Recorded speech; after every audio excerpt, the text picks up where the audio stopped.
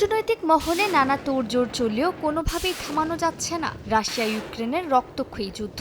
তবে এবার বিশেষ দিন উপলক্ষে মন পরিবর্তন করলেন রাশিয়ার প্রেসিডেন্ট ভ্লাদিমির পুতিন। খ্রিস্টানদের অন্যতম ধর্মীয় উৎসব ইস্টার সানডে ঘিরে একতরফা যুদ্ধবিরতির ঘোষণা দেন তিনি। ঘোষণা অনুযায়ী স্থানীয় সময় শনিবার সন্ধ্যা ৬টা থেকে রোববার মধ্যরাত পর্যন্ত রুশ বাহিনী মানবিক বিবেচনায় ইউক্রেনে হামলা বন্ধ রাখবে। তবে পুতিনের এ ঘোষণার মাত্র ৩ ঘণ্টা পরেই কিয়েভের আকাশে বেজে ওঠে সাইরেন।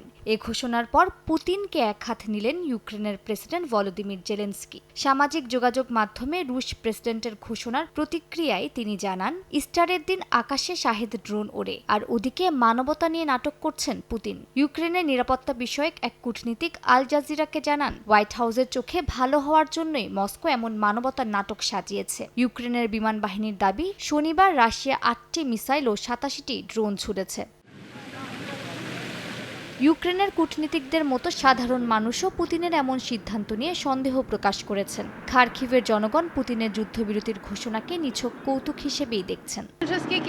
পুতিন এর আগেও অনেক প্রতিশ্রুতি দিয়েছেন, আগেরবারের মতো এবারও তা বাস্তবায়িত হবে না, যদিও আমি সত্যিই চাই যুদ্ধবিরতি হোক।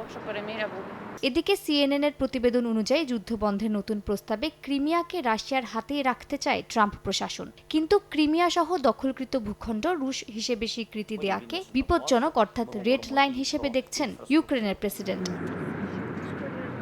এ বিতর্কের মাঝে বন্দি বিনিময় করেছে রাশিয়া ও ইউক্রেন। দুই দেশে ২৪৬ জন করে বন্দীকে মুক্তি দেওয়া হয়েছে। জেলেনস্কি বলেন, এ নিয়ে রুশ আগ্রাসনের পর থেকে এখন পর্যন্ত ৪৫০০-র বেশি ইউক্রেনীয়কে মুক্ত করা হলো। মালিহা সুহরাওয়ার্দী, সময় সংবাদ।